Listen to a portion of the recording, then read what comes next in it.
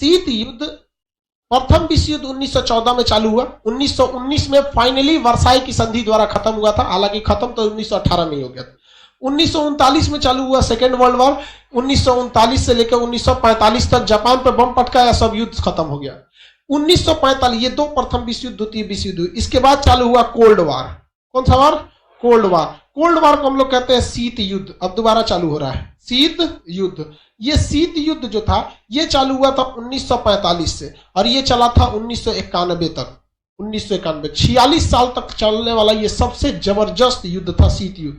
इस शीत युद्ध में एक भी गोलियां नहीं चलाई गई थी, डायरेक्ट ये युद्ध चल रही थी अमेरिका और यूएसएसआर। उस समय सोवियत संघ नाम था इसका। उस समय 15 देश थे सब। इसका नाम क्या था? सोवियत संघ, जिसे अभी आप रूस देख रहे हैं। इन दोनों के बीच में भीषण युद्ध को क्या कहा गया? शीत युद्ध। इन दोनों ने आपस में एक भी गोलियां नहीं चलाई, एक भी गोली नहीं चलाई, लेकिन पूरी दुनिया में लाश का ढेर बिछा के रख दिया, पूरी दुनिया में कटवा के रख दिया शीत युद्ध के चल। कब तक चला ये?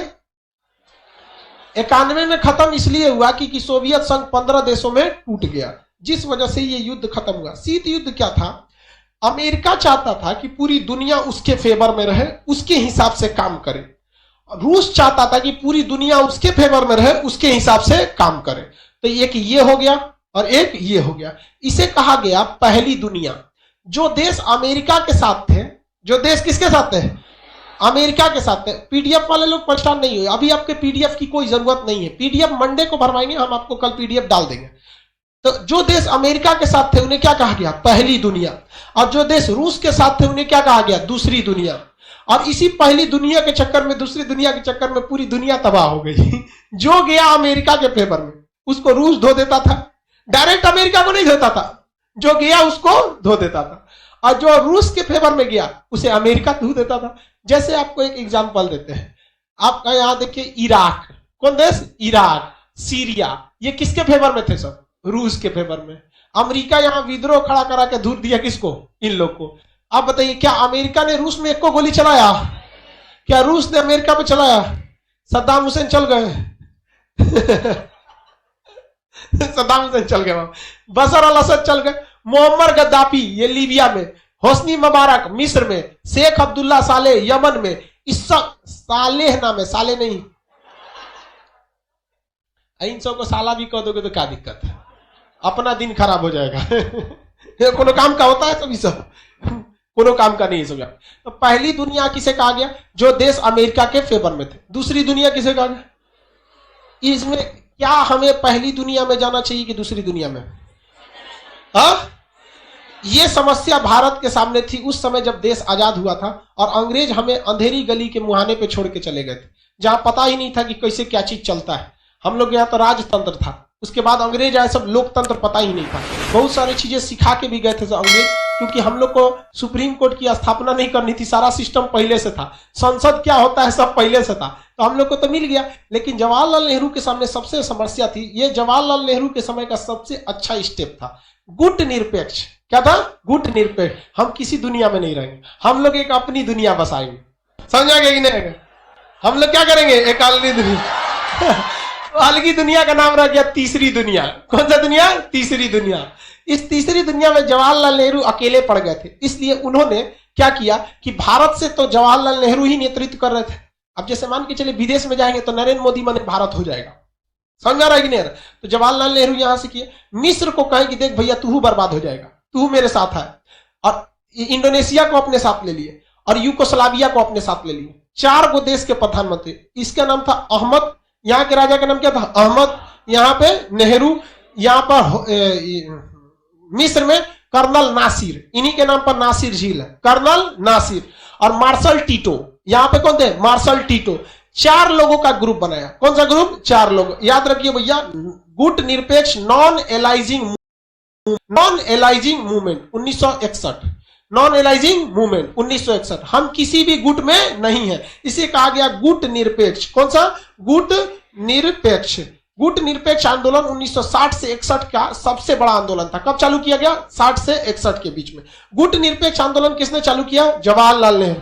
इन्होंने कहा कि हम किसी भी गुट में नहीं रहेंगे, क्योंकि गुट के चक्कर में हम बर्बाद हो जाएंगे। अब बताइए, अगर ये आंदोलन अकेले नेहरू चालू किए रहते तो दिक्कत हो जाता भाई, अकेले सबके निशाने पे हम आ जाते कि ढेर होशियार बन रहा है, क्या पता ब्रिटेन से आजाद होकर अमेरिका या फ्रांस रूस के गुलाम हो जाते, और हो जाते तो कोई बहुत बड़ा बात नहीं था। आज भी हम लोग रूस और अमेरिका के इतना पावरफुल थोड़े हैं आज के वक्त में भी, उस वक्त की तो बातें छोड़ दीजिए।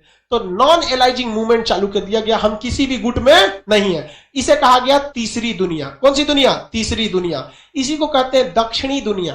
कौन दुनिया? दक्षिणी दुनिया। इसी को कहते हैं विकासशील देश, कि अभी ये डेवलपिंग फेज में है।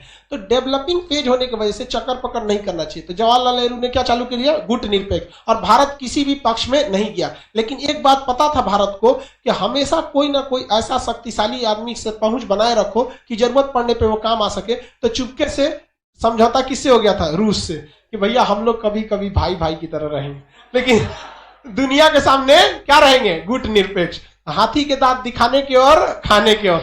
हम लोग किसमें थे? गुट निरपेक्ष। लेकिन रियल में किसके साथ थे? रूस के साथ। लेकिन हमारी नीति हमेशा स्वतंत्र रही थी। ऐसा नहीं था कि रूस ने जो बोल दिया हम वही करेंगे। हम लोग अपना सोच समझ के रखते थे। इस बीच में रूस के साथ एक दगाबाजी हो गई। प्रकृति ने धोखा दे दिया रूस को। रूस की सेना बहुत विशाल थी और प्रथम विश्व युद्ध में सबसे ज्यादा लात खाया था कोई तो रूस। और रूस का ऊपरी भाग समुद्र से पूरी तरह बर्फ से ढक जाता है। ये एरिया क्या हो जाता है? ढक जाता है बर्फ से। अब बर्फ से ढक जाने की वजह से इस एरिया से आप नौसेना नहीं ले जा सकते हैं। और दूर की लड़ाई में जब भी काम आएगी तो नौसेना काम आएगी, एयरफोर्स काम नहीं आती है। आप खुद देखिए ना, फ्रांस है ना, फ्रांस और ये भारत है। यहां से राफेल जहाज आ रहा था तो दुबई में रुक के तेल भरा, और उसके बाद भारत में आया। डायरेक्ट आ जाए, आएंगे नहीं। और पायलट का हालत खराब हो गया, बाप रे बड़ी दूर से आ रहे हैं।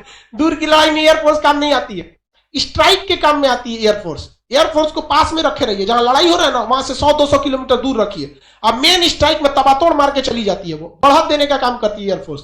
बड़ी लड़ाई में नहीं आएगी, मतलब आपको लगेगा दूर की लड़ाई में काम आ जाए तो नहीं आएगी। अब थल सेना वो तो जाएगी 3 महीना बाद। वहां पे कौन काम आता है? नौसेना। नौसेना की जहाजें इतनी बड़ी रहती हैं जिसका कोई हद नहीं। भाई एक पूरा का पूरा शहर बना रहता है उसमें। अब पूरी नौसेना की जहाजें क्या होती है? बहुत बड़ी होती है। नौसेना की जहाज में बैठिए, सारे लोग की नौसेना बैठेगी, नौसेना यहां ले आके अपनी जहाजें लगा देंगे सब लाइन से। उस जहाज के ऊपर दुनिया भर के एयरफोर्स रहेंगे। विमान वाहक पोत होते हैं ना, जहाजे के ऊपर लैंड कर जाते हैं। वहां से तोप टैंक मिसाइल मारते रहिए धड़ाधड़। ये एरिया खाली हो जाएगा तो जहाजिया किनारे ले आके थल सेना को उतार दीजिए। क्या कर उतार दीजिए थल सेना। इतना एरिया कब्जा होगा, थल सेना 1 महीना के अंदर एयरपोर्ट बना देगी। यहां से जहाज ले आके एयरपोर्ट में उतार दीजिए, हाँ ये एरिया मेरा हो गया। अब उधर से ना थूरा जाता है धीरे धीरे। तो दूर की लड़ाई में हमेशा कौन काम आएगा? नौसेना। और नौसेना रूस की फंस गई ऊपर बर्फ में फंस गई। और जबकि अमेरिका की नौसेना यहां से यहां खोपड़िया पे जा सकती थी, यहां से मार देती। अब का रूस का आगे ले भाई साहब, अब तो हमको इधर से आना पड़ेगा, इस एरिया से मारना पड़ेगा, बड़ी लंबा हो जाएगा, है कि नहीं?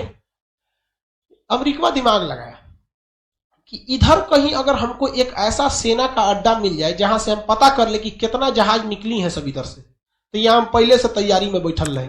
आओ ससुरा, दूसरे के खेत में लड़ाई होगा, जीत गए तब वो फायदा, खेत जरल तो उसका, है कि नहीं? यहां पहुंचना ही नहीं देंगे, पहुंचेगा। अब भारत और चीन के बीच में लड़ाई अगर जापान में हो तो क्या दिक्कत है? क्या चलो लड़ते हैं वहां पे। यहां गलवान में हो गया इसलिए ना दिक्कत है। तो यही सोचा, इसलिए उसने सोचा कि क्या किया जाए, कौन से देश को पकड़े यहां पे जहां इजीली पकड़ा जा सकता है। तो मिल गया श्रीलंका। कौन देश? श्रीलंका।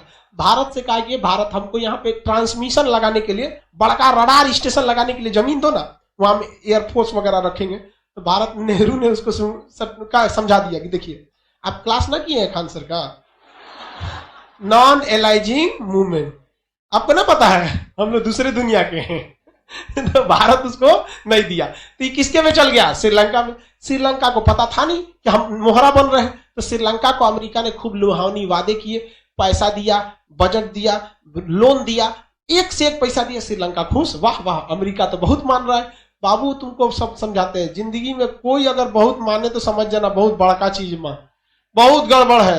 इस दुनिया में हमेशा एक्सचेंज रूल लगता है।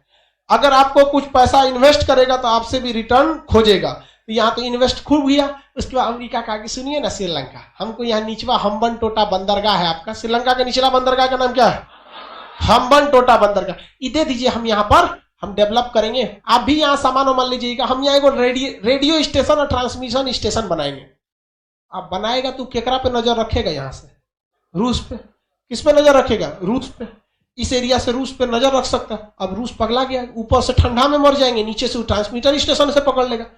कितना जहाज आ रहा है, मान के चलिए कितना बड़ा जहाज, 10 गो निकला उधर 200 लगा देगा, पता ही नहीं चल पाएगा। अब रूस पगला गया, कहा कि जा अब क्या करे। और रूस श्रीलंका को करेगा क्या उतना दूर से। तो भारत से कहा कि देख भारत, कुछ भी करना यार, तू बचा ले हमको यहां से, हम हमेशा तेरे साथ खड़ा रहेंगे, कसम खाते हैं। तो भारत ने कहा ठीक है, कोशिश करते हैं, हम देखते हैं यहां से कैसे भगाया जाता है इसको। इस बीच कहा जाता है देहात में ना, रोए के रहनी तले अखिए खुदा गई। अब जबरदस्ती आदमी रोने वाला रहे, आंख खुदा जाएगा, मजे आ जाएगा, वो सोचा आधा घंटा रोतेगा आदमी, है कि नहीं। बस इसी में हो गया। श्रीलंका में ना एक विवाद हो गया। श्रीलंका में एक व्यक्ति था जिसका नाम था प्रभाकरण। क्या नाम था? प्रभाकरण। प्रभाकरण श्रीलंका में बहुत ही प्रभावशाली था और वो बेसिकली तमिल था। क्या था? तमिल। अब हम दूसरा नक्शा बना देते हैं जिसमें श्रीलंका को आपको बड़ा करके दिखाते हैं। ये भारत है, भारत का ये एरिया कौन सा है? तमिलनाडु। कौन जगह है? तमिल। इसके नीचे का ये एरिया कौन सा है? श्रीलंका। श्रीलंका का ये एरिया में तमिलों की संख्या बहुत ज्यादा थी। तमिलों की संख्या क्या थी? ज्यादा थी। ये सोचो इसमें तमिल बहुत ज्यादा था सर। अब इसमें प्रभाकरण जो था उसको भारत सरकार से थोड़ा हिंट मिल गया। ये कहने लगा कि हमको अलग करिए, अलग देश। भाई साहब, ये दुनिया का पहला ऐसा आतंकवाद विद्रोही संगठन था। आतंकवादी संगठन वहां के लोग कहते हैं इसे, विद्रोही था एक तरह का, जिसकी खुद की एयरफोर्स थी। अब बताओ, भारत में नक्सलाइट है सबकी नहीं है, बंदूकें लेके ना घूमते सर। क्या होगा जिस लेके घूमेंगे सर, हेलीकॉप्टर लेके, हट जाओ इधर, खाली करो, धक धक धक धक धक धक, नक्सलाइट आए सर। सोचा हम लोग की सेना कभी इस तरह नहीं की है। अगर ये इस तरह करने लगे सब तो क्या होगा। इसके पास अपनी क्या थी? एयरफोर्स। अपनी नेवी खड़ा कर लिया, अपना हथियार पूरी तरह खड़ा कर लिया। सपोर्ट किधर से मिल रहा था? भारत। अब भारत किस उम्मीद में कर रहा था? रूस। एक बार अगर बचा लिए रूस को ना, तो जिंदगी भर रूस हमारे काम आएगा। आज भी रूस भारत के लिए खड़ा रहता है, देखते हैं कि नहीं। चाइना हो जाए, अमेरिका हो जाए, सबके लिए खड़ा रहता है, क्योंकि भाई दोस्ती निभाए थे हम लोग भी यहाँ पर। तो भारत सरकार ने भी बहुत हेल्प किया। ये हमारी सबसे बड़ी विदेश नीति में एक तरह से कहिए हमारे ऊपर भी दाग है। लेकिन हम आपको क्या बताएं, अंतर्राष्ट्रीय संबंध में कोई किसी का दोस्त नहीं, कोई किसी का दुश्मन नहीं। हम लोगों ने क्या कर दिया? चढ़ा दिया यहाँ पर इन लोग को, प्रभाकरण।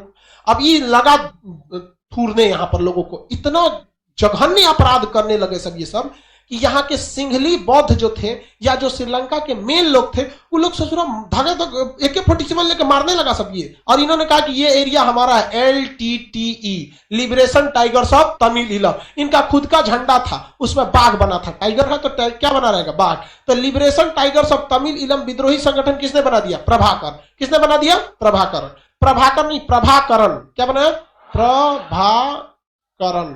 प्रभाकरण। प्रभाकरण ने इसने चालू कर दिया। इतना भयानक विद्रोह हुआ कि श्रीलंका सरकार पागल हो गई, पूरी तरह से क्या हो गई? पागल हो गई। अब भारत सरकार ने भी नहीं सोचा था कि इतना खतरनाक कांड करेगा। ये यहां से बढ़ते बढ़ते ज्यादातर श्रीलंका के एरिया पे कब्जा कर लिया। लो, अब ऐसा लगने लगा कि जैसे ये खुद अलग देश नहीं मांग रहे हैं, श्रीलंका को अलग कर देंगे, लो तुम जाओ उधर। अब भीषण बवाल हो गया। श्रीलंका भी धीरे धीरे समझ रहा था कि आखिर मैटर क्या है। श्रीलंका भारत से कहा कि भाई आप ये लिट्टे को प्लीज समझाइए, ऐसा नहीं होना चाहिए, हम आप जो कहेंगे हम आपकी बात मानेंगे। तो भारत का प्लानिंग क्या था पता ही है? क्या जी? ये वाला आप बंद, यहाँ का ट्रांसमीटर स्टेशन क्या कीजिए? कैंसिल कर, हटाइए यहां से अमेरिका को, बाकी हम शांत करा देंगे। और भारत खुद चाहता था शांत कराना। रीजन क्या था कि ये एक बहुत दूरदर्शिता में देखेंगे तो खतरनाक हो सकता था खुद भारत के लिए। अगर वहां LTT सक्सेस हो जाती, अगर बाय द वे LTT क्या हो जाती? सक्सेस हो जाती, और वहां एक अलग देश बना लेते, तो आगे समझिए भारत के लिए क्या होता। ये तमिल वाले भी तमिल वालों का भी लगाव इनसे बहुत अच्छा खासा हो जाता। आज भी अगर भारत सरकार LTT के लिए कुछ अच्छा काम करती है, मतलब श्रीलंका के लिए कोई अच्छा काम करती है, तो ये विरोध करता है सब भारत सरकार। मनमोहन सिंह जब सरकार चला रहे थे तो गठबंधन की सरकार थी। मनमोहन सिंह की मोदी जी की तरह बहुमत की सरकार नहीं थी। मनमोहन सिंह श्रीलंका से जब बातचीत करने गए तो इन्होंने गठबंधन तोड़ लिया कि काहे बतिया रहे हैं उससे। समझ में गया? चेन्नई में मैच होने वाला था, श्रीलंका के खिलाड़ी आने वाले थे, विरोध कर दिया सर कि यहाँ श्रीलंका के खिलाड़ी नहीं खेलेगा सर तमिलनाडु में। तो तमिलनाडु इसमें बड़ी विवाद चलता है। तो दूरदर्शिता देखिए, हमेशा देश के बारे में सोचना चाहिए कि हमारे देश के लिए खतरा हो जाता है। ये हो जाता है एक नया कश्मीर मुद्दा कि पास में रह के आप किसका फेवर करने लगी है? पाकिस्तान का। धीरे धीरे ऐसा मुद्दा होने लगता। आज फ्यूचर में ऐसा नहीं कि हो गया था, लेकिन ये दिक्कत था, तो खुद उस समय सोच रही थी इंदिरा गांधी की ऐसा ना हो। तो भाई भारत सरकार ने इनको कहा कि ठीक है तुम हटाओ, हम श्रीलंका को यहां से किसको भगा दो, यहां से अमेरिका को भगा दो, बाकी बात है हम क्या कर लेंगे, संभाल लेंगे यहाँ पे। तो यहां से अमेरिका का बोरिया बिस्तर समटा गया। रूस ने भारत से कहा कि जिंदगी में तुमको कभी जरूरत पड़ेगा ना, तुम एक बार हमरा याद करियो, हम हमेशा तुम्हारे साथ हैं। तो भारत ने भी कहा कि ठीक है जरूरत पड़ेगा तो बताइए करेंगे। बोलो, हर जगह से ना युद्ध करना है, किसी भी देश को हर जगह से ना घेरिएगा। अरे बाबू, तो अमेरिका नजदीक किधर से भी रहे, एक ओर से हमला किया जाता है युद्ध में, चारों ओर से न किया जाता है, तो हर ओर से घेरना रहता है उसको। तो ये जगह हो गया आपका हम्बन टोटा, यहां से कौन चला गया, अमेरिका यहां से चला गया। लिबरेशन टाइगर्स अब तमिल अब तमिलनाडु के किसके लिए समस्या बन गए, सब श्रीलंका के लिए। तो भारत सरकार ने यहां अपनी सेना भेजा। भारत सरकार ने क्या भेजा, सेना। राजीव गांधी थे उस समय प्रधानमंत्री, सेना भेजे, और राजीव गांधी के कहने पर यहां पर भारतीय सेना गई और लिबरेशन टाइगर्स और तमिल के जितने आतंकवादी थे सबको धंधना के भून भान के खत्म कर दिया। भाई तू कितनों हो तो विद्रोही ना हो, भारत की फौज के आगे क्या करोगे। हाँ, ऐसा बहुते विद्रोह भारत ने कश्मीर में शांत किया, शांत करा दिया। अब प्रभाकर पगला गया, मरा गया प्रभाकर वगैरह सब कहे ससुराई तो धोखा दिया हम लोग को, हम लोग को लग रहा था देश बनाएगा, ये तो दूसरे मैटर के लिए निपटा के चल गया। उन लोगों ने कहा कि ना छोड़ेंगे राजीव गांधी। अब डबल समस्या। श्रीलंका के लोग भी भली भांति समझ रहे थे कि शुरुआत में लिट्टे को समर्थन किसने दिया था, भारत। अब भारत दोनों ओर से गया। श्रीलंका के लोग को भी पता था कि लिट्टे को पहले चढ़ाया कौन, भारत, और लिट्टे को भी पता था चढ़ा के हमको मारा कौन, भारत। तो भारत किसका दुश्मन हो गया, दोनों का। अब राजीव गांधी गए, जब भारतीय फौज कहां गई, श्रीलंका में, और पूरी तरह से वहां धो दी लिट्टे वाले को। तो भारत सरकार, राजीव गांधी प्रधानमंत्री बन के गए थे परेड में गॉड ऑफ ऑनर की सलामी लेने के लिए। तो वहां जब ये इसको क्या हुआ जी,